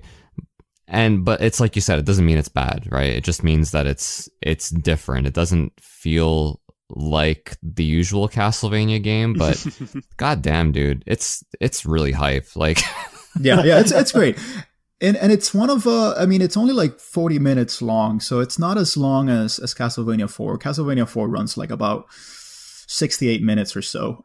So there's a little bit less material to work with on this one, but each track stands out because they each feel individual. They each feel like individual tracks. They don't really feel like they're just copy pasting from something else. Yeah. And let me ask you something else. One of the big things about this game that was because of its expanded storage space, it was actually able to provide animation on the game. And so, how do you feel about the anime cutscenes and the anime intro, Geoff? My name is Richter Belmont. Yeah. It's so funny because the intro with the German is really good, but then with the English dub, it's terrible. It's terrible. The animation is decent. I think I haven't played a lot of PC Engine, and I'll be honest there. I'm really looking forward to the mini because I think that's going to open up a whole new world for me. But if this is like as good as the animation got with the PC Engine, then it's maybe I'm being too critical because we're not talking about late 90s here. It's still quite early 90s. It is quite basic, but it's great to see the anime influence. I'm a massive fan of anime. I don't think you can love or admire Japan as much as I do without also loving anime. It goes hand in hand. But yeah, it's rewatching it recently. It did make me chuckle. Yeah, I mean, the animation is a little bit rough, but for the early 90s, just the fact that you got animation like this was just mind blowing. I think that the first few screens I saw from Rondo of Blood was the animation, and I was just like, if you had animation in any of your games, the game could have been absolute shit that I would have still at least gotten some kick out of it. So I don't know if that was your case, Paul. Oh yeah, having animation in games, any game that was a 6 automatically became like a 7.5 because you had these cutscenes. You could endure a lot more in order to get to a new level and see a new cutscene. But with that said, Rondo's animation, not so great. Like, it's subpar compared to its PC Engine contemporaries. Yeah. It's not something like what's the other one that we've been talking about recently? It's not. Did Ys have any animation on the PC Engine? Yeah, Ys had better animation. It had big full screen, scenes. It had sections where you know, like it's rudimentary, right? It's not 60 frames per second anime, but it still had parts that were actually animated instead of like a static image moving across the screen to create the illusion of animation. So Ys had it. Cosmic Fantasy series had really good animation. The Valis 4. Valis is the one that I was thinking. Yeah. Valis 4 is like great. a cartoon, man. It's incredible. Yeah. And I guess, you know, for me, the animation is kind of a mission statement for, you know, the developers, because as Geoff mentioned, there's a very strong anime influence, you know, for this game. I mean, before this, Castlevania took its influences and homages from, you know, Universal movie monsters and Gothic art, and, you know, particularly like very, you know, dark fantasy type, you know, caricatures or art. But with this one, they really took, you know, the Japanese, you know, aesthetic, you know, very much to heart. And I think a big part of the reason for that is because this was just supposed to be a Japanese exclusive. And so they were just able to really cater to the Japanese audience. And I think that's why you see a game that very much looks like a 90s anime. Do you think so, Cam? Yeah. I mean, it makes sense. You're going to cater to your audience, right? Yeah. I just wanted to just kind of touch base on one thing in regards to, you know, the animation or you know, lack thereof. You got to consider we're using hardware that was released before the Super Nintendo, right? So, I mean, the developers have limitations, right? And I know, yes, you're playing off a CD, which obviously has a lot more storage and you have a lot more flexibility there. But, you know, at the end of the day, you're still working with the same architecture. Yeah. Yeah. It was an 8-bit main processor you're working with. So you got to take all these things into consideration, right? Yeah, absolutely. And, you know, let's go on a little bit more to the story. You know, you play as Richter Belmont. This is the 17th century we're talking about. Of course, Dracula is resurrected again, you know, big surprise. You know, Richter has the headband. He just looks like the epitome of 1990s anime cool. And you even see it in the box art. The box art is freaking amazing. You know, he's holding the whip, you know, and he's just like giving like a fist bump, you know, you know, in the air. It just looks amazing. But the game is also one of the first, well, not the first because Castlevania 3 did it, but it has a separate character, and that's Maria Renard. She would show up in Symphony, and I know we're talking about Symphony, but that's because they're kind of like a duology. But Maria, you know, you rescue her, and she becomes a playable character. And what essentially it does, it's basically like an easy mode for the game. She uses dubs in order to battle, and it really just makes the game a whole lot easier because it just kind of like homes on enemies, etc. And apparently adding her created a ton of nightmares for the development team, so they said that they wanted to kill her. And they also wanted to give her fishnet thighs, a whip, and a mask. So what would have been if that had been the case? Instead, what we have is, you know, a young girl, probably about 8 years old, that plays with dubs. But, you know, in Symphony, we actually got the more adult version that I don't know if she had fishnet thighs, but I could probably see it if she did. But Cam, what do you think of the addition of Maria? Did you ever play as her when you played Rondo? Yes, and I have to disagree a bit. I didn't find using her easier. I found using her harder. Oh, really? I did. Her double jump obviously made things like platforming much easier, of course. But she gets hit twice and she's dead. Yeah, like she's much weaker. Yeah, absolutely no defense, right? I mean, they had to balance it out somewhere. But yeah, I couldn't get very far playing her. To me, she's a bit of a novelty more than anything. You know, sprinkle in a little bit of variety. But with all the difficulty during the development phase, I don't know if it was warranted. Yeah, and that's you know, one of the reasons I think why Dracula X, when it was released for the Super Nintendo, it just didn't include Maria at all, because it probably gave them a ton of nightmares as well. So they just said, well, let's just cut her because it doesn't add enough. But it makes sense. Do you feel that way, Paul? Because I personally really like the inclusion of Maria, and I like playing as Maria. But I think it doesn't let me know what hurt. you think. Yeah. Yeah. I mean, you're adding another character, so, you know, you're not really subtracting anything by having her in there. I didn't really, you know, it was nice to have something a little bit extra, but beyond that, she wasn't kind of like my primary choice to play the game. Like, I agree with Cam in that she felt like a little bit of a novelty. Although even if she was squishy, I found she did make the game easier, like you had suggested, Ozzy. Yeah, and on top of that, if you play as her, you get like a completely different ending. And it's funny because the tone of playing as her is very lighthearted. It becomes kind of like a kid's show. So at the end, the ending is just like her playing with animals and stuff like that. And it's really, really cute. So Maria is kind of like the chibi version of Rondo of Blood. But what do you think, Geoff? Yeah, I've yet to actually play with her. Sounds a bit weird. Can you edit that bit out? No, we're leaving that one in, buddy. I've yet to play as her character. Yeah. Well, I mean, I guess that's all there is to it. Let's just talk a little bit about the design. We said that, it was only released in Japan. And one of the things that I noticed when I was looking up some of the interviews from back in the day is that because the game was not going to be released in the United States, you didn't have to deal with that pesky U.S. morality, Protestant, censorship. So the developers felt, more freedom to actually, create more humanoid monster designs. So they included like naked female bodies. For example, some of the enemies like Camilla and Medusa, they were naked. I don't think you had like nipples or anything, but you could certainly tell, there were boobs.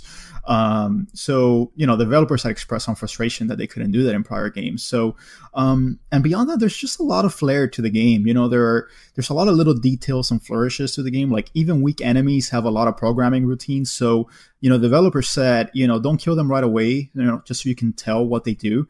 And there are a lot of like different enemy designs. So like, for example, there are kind of like the gorilla, skeleton-like enemies. Do you guys remember those? Like in the village in the beginning?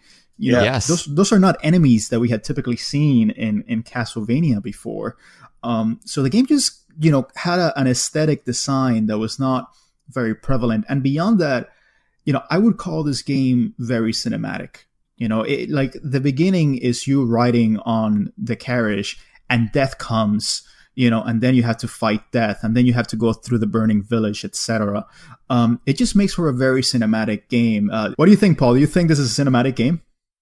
Well, yeah, it's like you said, the intro with the, coming in on the horse and carriage and stuff looks incredible. It really just kind of like, punches you into the game, and it's what can I say, man? I agree.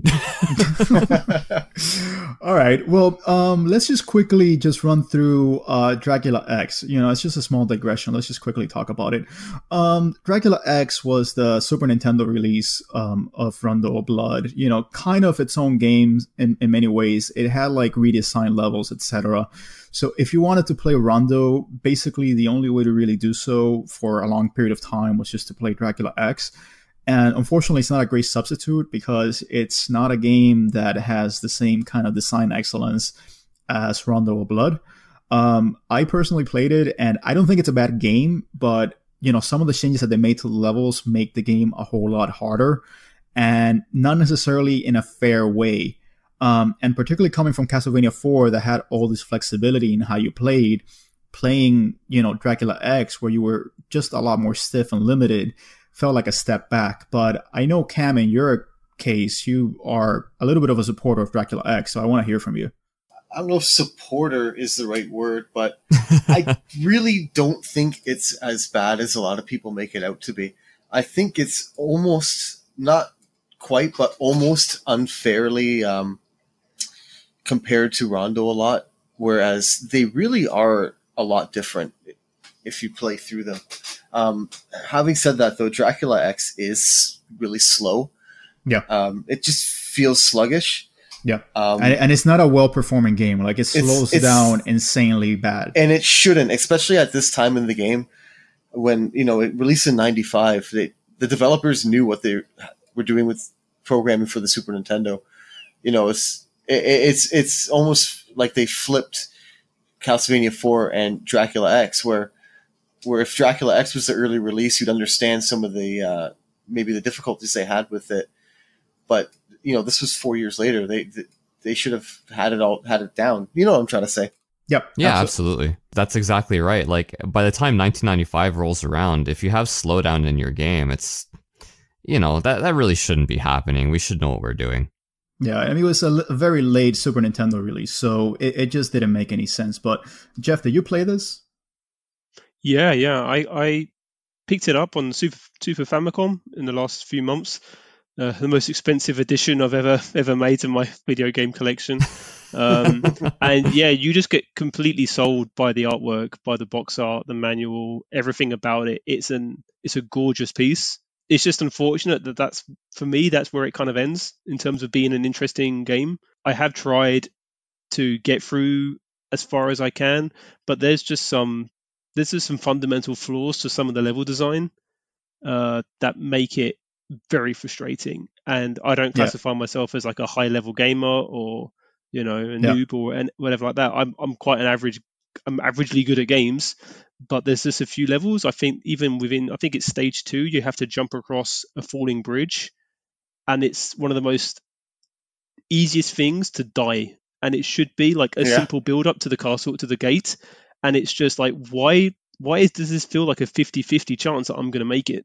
Yeah, there's the knockback effect as well, so you have to jump from platform to platform, and when you add that just kind of design flaws with the knockback effect, it just makes for a very unfair game at times.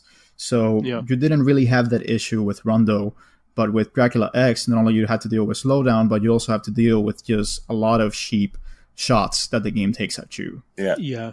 I mean, for me, it does, without knowing like the intricacies of the development process, it does have that feeling of a port of a game, and they're not quite sure how to make the most of the hardware that they've now got.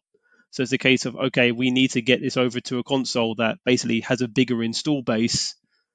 This is relatively, this is a really high performing game. If we can get this to a bigger market, we can get this out onto a console that has just more eyeballs on it. We can make a bit more money out of it. And rather than maybe putting, and this again, I don't know what Konami were doing in 95 or 94, but like it feels like they gave it to like a subdivision to say, can you just make this work on this console, rather than what they did with Super, which would have been, in my mind, like all guns blazing, get as much of our talent onto it as possible. And it just feels a little bit like just one of those ports that you get on many consoles at the time in the 90s, where it just doesn't quite live up to the expectations that the people in the boardroom would have had.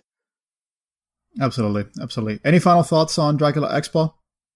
You know what? It's like you said, its biggest sin is that it's not Rondo of Blood for the PC Engine. If they had just made an entirely new Castlevania game, or, even just called it something else, because it is quite different.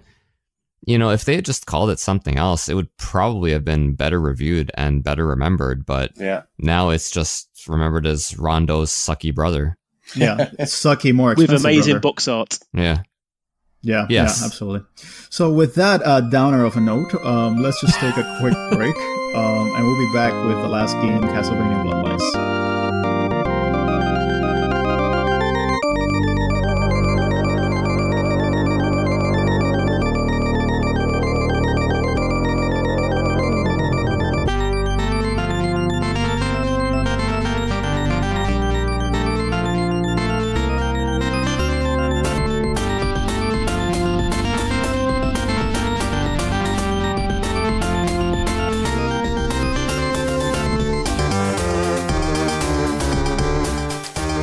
All right, everyone, so let's close it out with the last game, and certainly not the least, because I have a very, very loving relationship with this game. I think it's actually one of the better Castlevania games that's just completely underrated.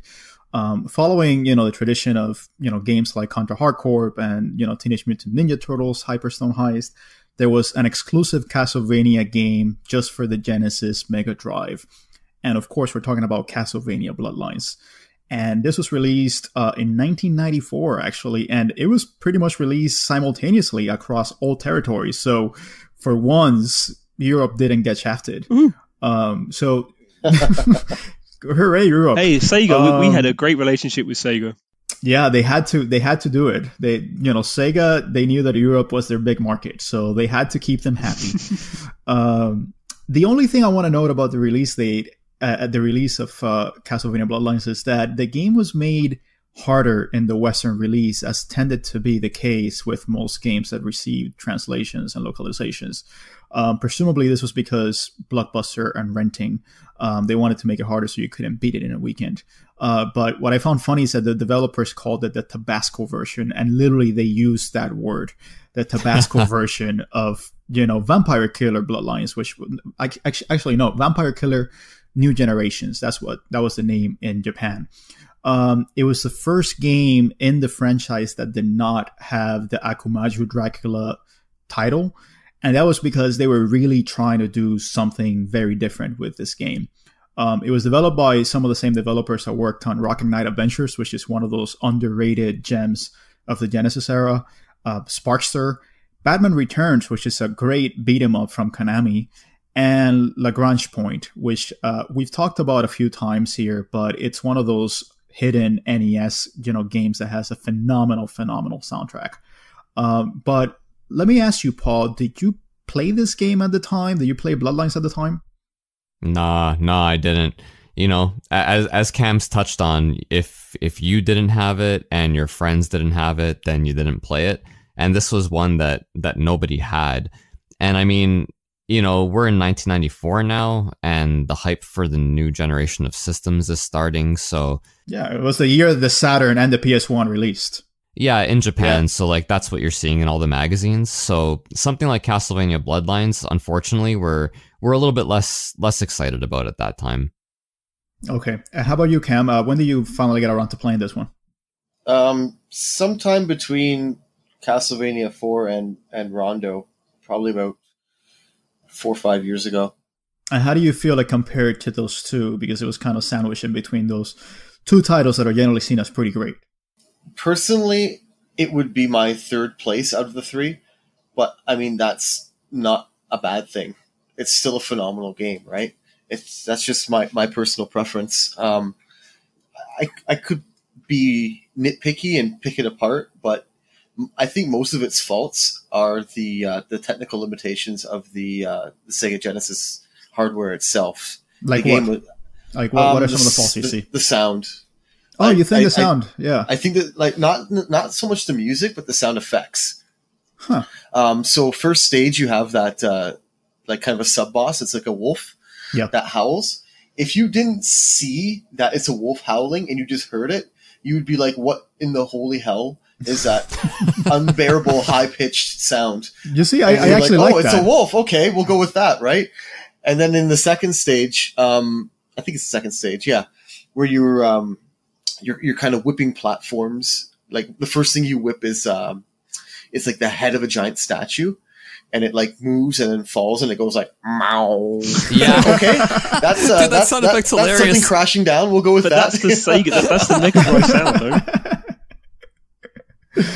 Yeah, because everything was produced with FM synthesis, so everything was done with FM sound. So it's kind of a quirk of the Sega Genesis Mega Drive. I mean, I personally like it, but your mileage may vary. The FM sound of the Genesis is kind of an acquired taste.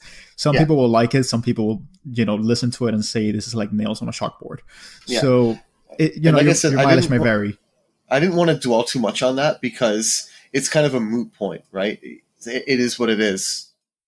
Yeah, and Geoff, I know you have little experience with this one. So what were your first impressions when you played it? Yeah, I mean, just a bit of context, in 94, 93, I was busy buying like Nintendo-only third-party magazines. So I was, if it's not on a Nintendo, I'm not going to know about it.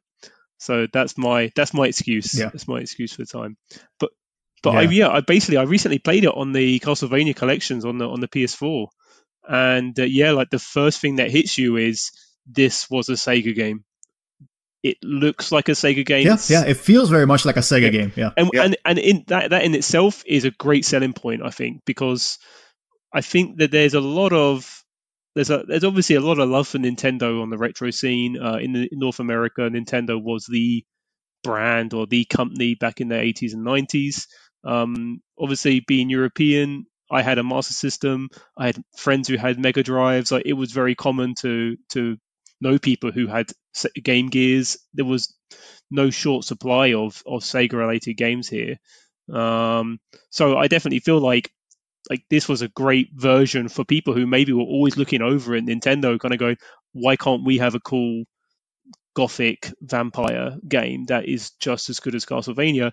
And I've played through the first few stages, and it holds up really well. Obviously, yeah, it sounds like it's got the Yamaha sound chip, so like you can hear that. But once you've played quite a few Genesis or Mega Drive games, you just kind of become attuned to it, and you don't notice it, and you kind of start picking up on those little audio cues that you wouldn't get playing a Nintendo console. Yeah, and to be perfectly honest, I mean, I guess I'm the odd man out here, because I personally find I played it again last night, and I actually kind of struggle thinking about whether I prefer this to Castlevania IV. And I know that sounds sacrilegious, but I just have so much fun playing this game. It's a lot faster than any other Castlevania game. And I think that's the Sega arcade effect. Like, games on the Sega Mega Drive, it feels a much more arcadey game. And, it's unfortunate because beyond the original release, this is kind of like the forgotten, Castlevania game that Konami, until the Castlevania collection, just did not release at all. Every other game like Castlevania 4, they got some sort of re-release. But with this one, so many players were not able to experience it just because it was never released elsewhere, that it's just now that people are getting to experience it. So it kind of had like a completely different effect than Rondo of Blood, where Rondo of Blood, everyone knew about it but hadn't played it. With this one, no one knew about it, and most hadn't even played it. And that's really unfortunate, because I think it's really a dark horse top 5 Castlevania game. I honestly do believe that. And that's because it feels so different. It feels so much faster paced. You can jump in and out of stairs. You can play as 2 different characters, one being John Morris, or Johnny Morris in the Japanese, which I much prefer, and Eric Lecard. And Eric is kind of like the easy mode version of, the game. And you have this spear that just has a farther reach, etc. But it just makes for a very fast playing game. It has like a lot of cool effects. Like, we're talking about Castlevania 4 having mode 7. This game, some of the rotational effects and some of like the, it's very much like Shinobi 3, that you could see things happening in the background that would later come to the foreground. And that's something that, this game does very well. There's actually a boss that just plays on this completely rotating platform, and it just fucks with your mind. There's just no other way to put it. And it just does so many things that are different from the traditional Castlevania game. And the fact that not only can you pick 2 different characters from the outset, but you also get to travel the world. So you get to go to Atlantis, you get to go to Italy, and go to the Leaning Tower of Pisa. It's just something that we would not see in any other Castlevania games. Even up to this day, we still haven't seen. So I just like the fact that it just felt completely different. It's also the only game, one of the few games that actually is a direct sequel to Bram Stoker's Dracula.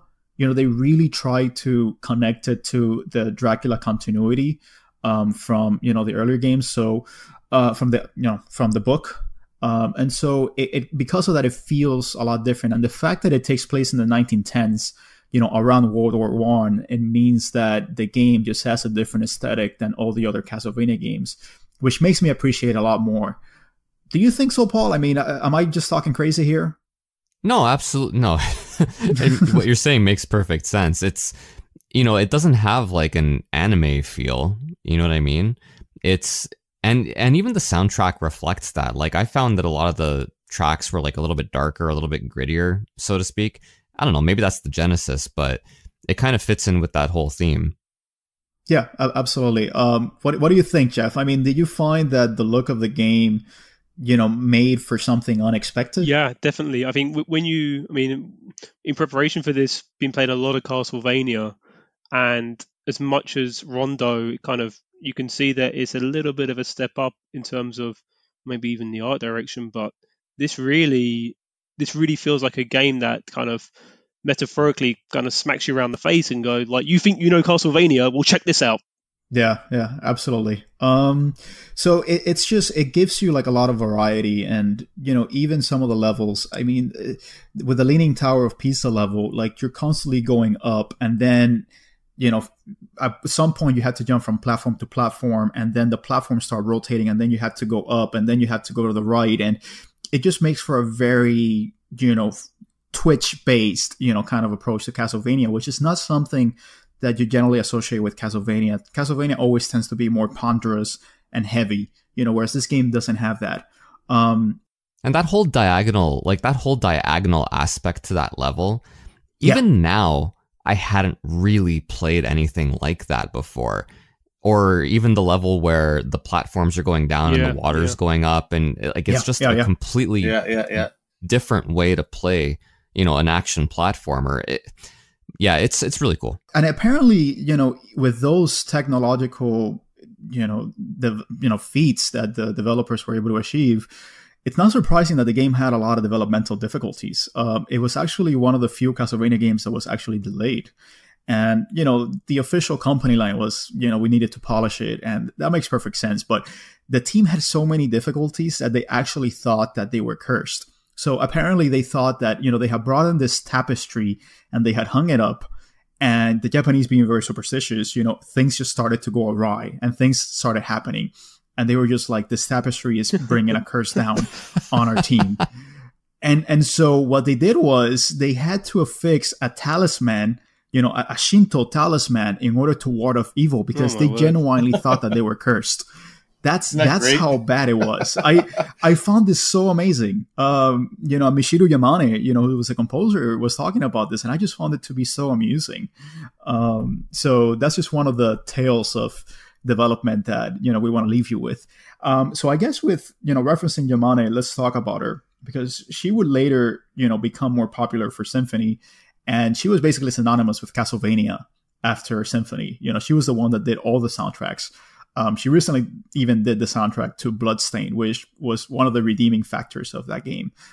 Geoff, we're not going to get you on your soapbox on that. No, maybe for another time. But this was actually the first Castlevania game she composed. And because she has a classical background, the game had a lot of influence from German composer Johann Sebastian Bach.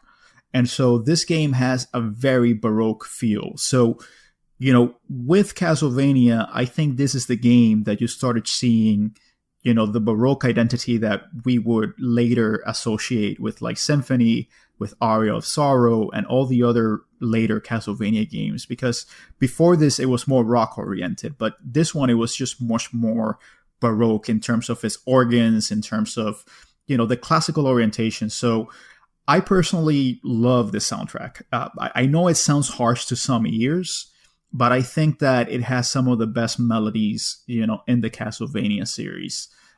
So what do you think, Paul?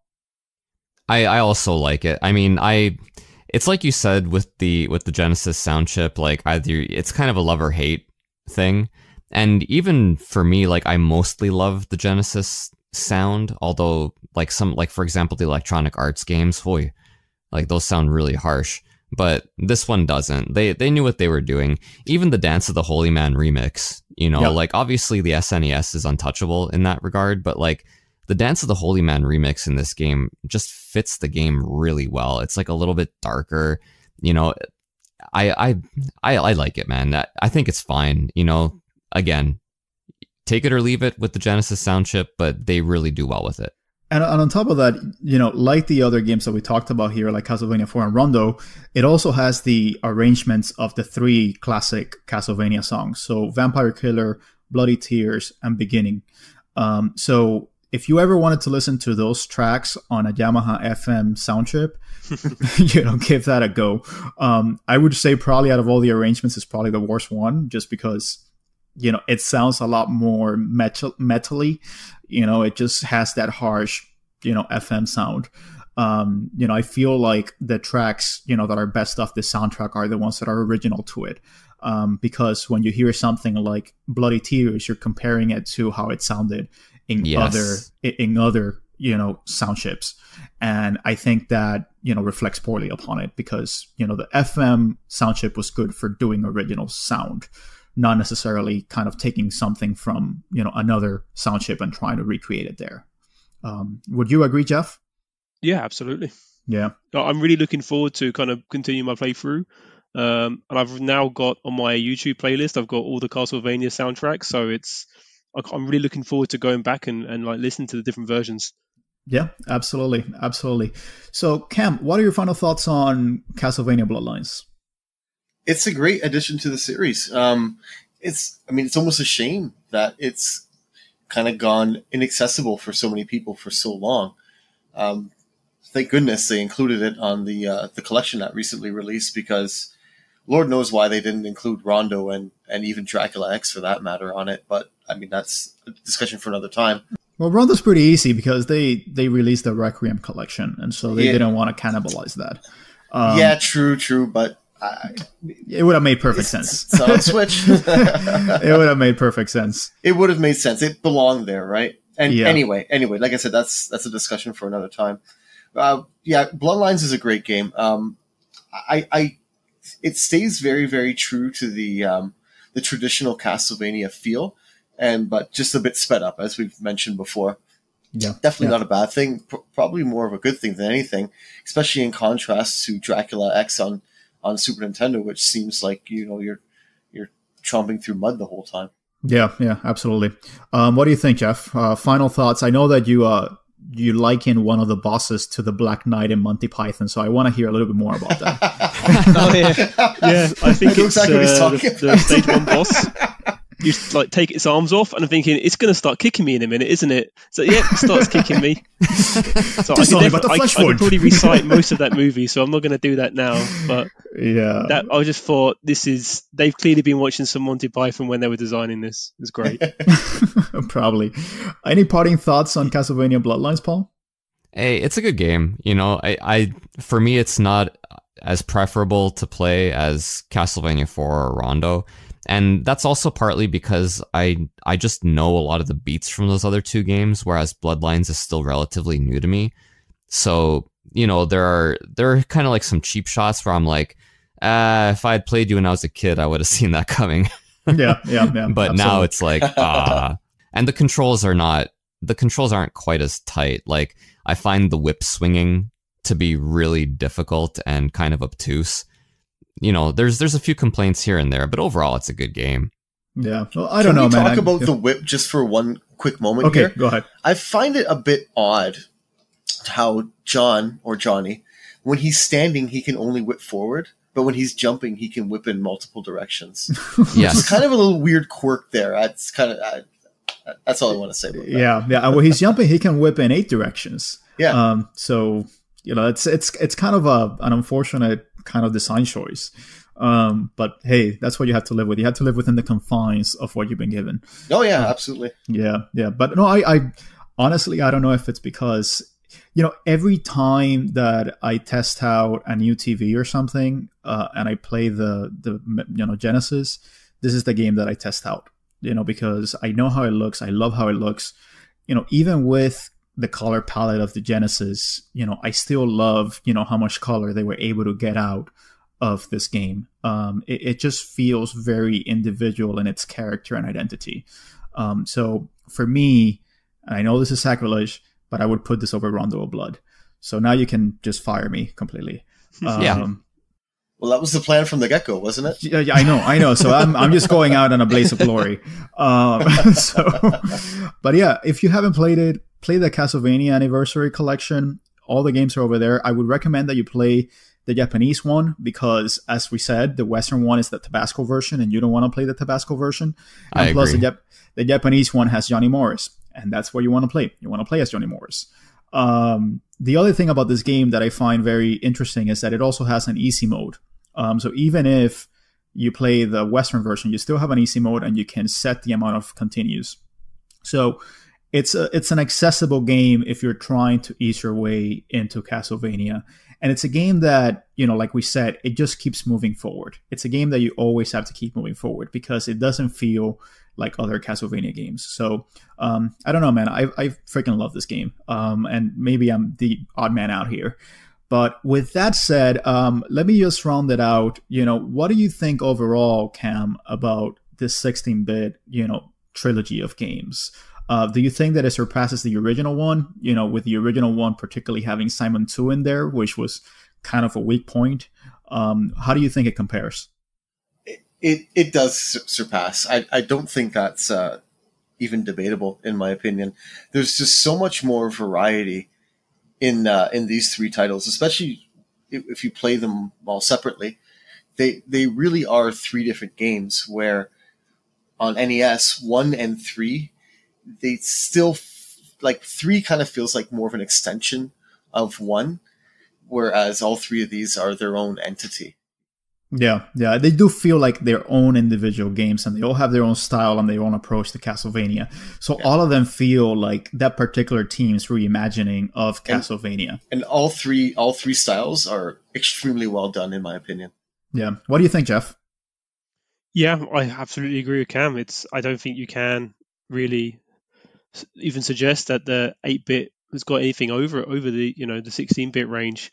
I think it makes Castlevania a little bit more accessible, which was no bad thing. It's not as if they were it's not like they became easy in any way, shape or form.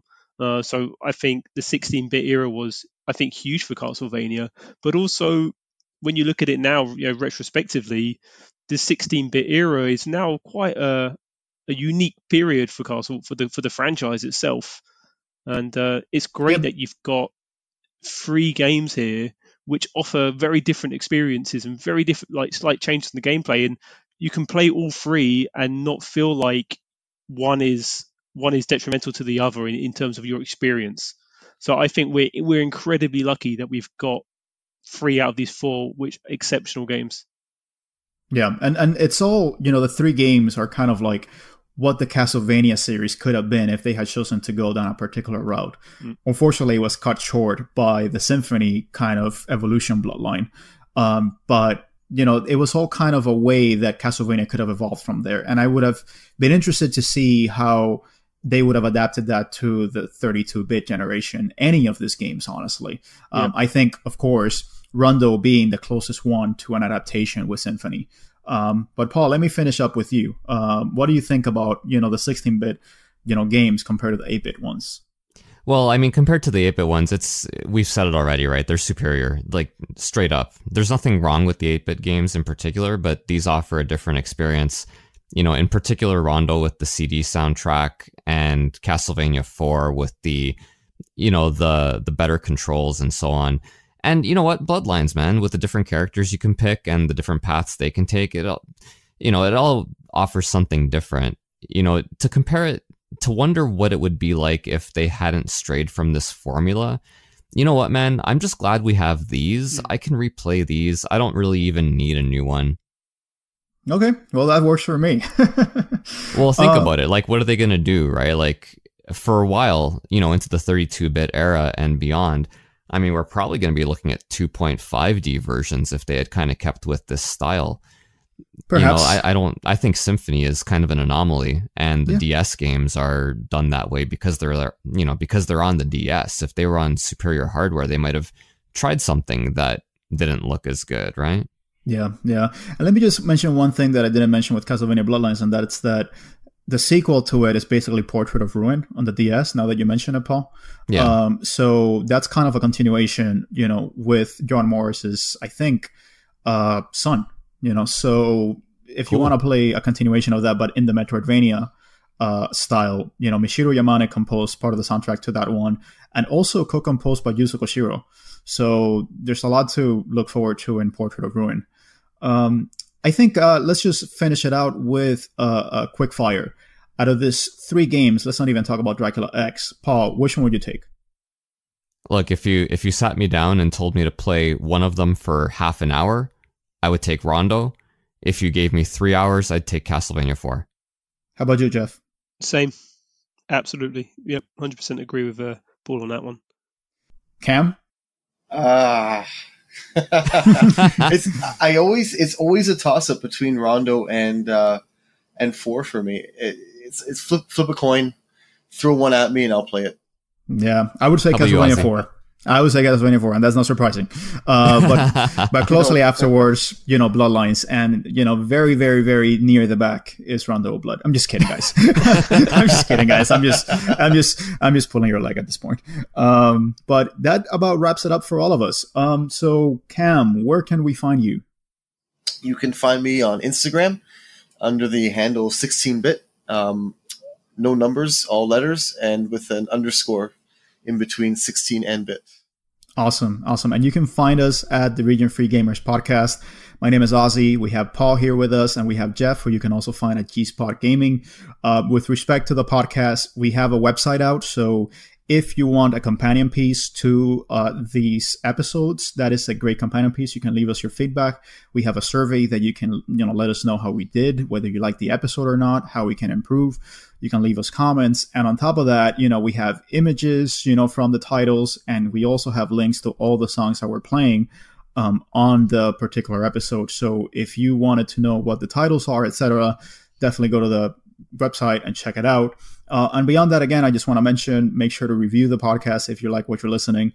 And I hope that you have enjoyed it. And that's going to wrap it up for all of us. And thank you very much for joining us on this fine day. And until next time, we'll take up, I guess, the Nintendo 64 versions of Castlevania or something. Oh, God. But until then, keep swinging.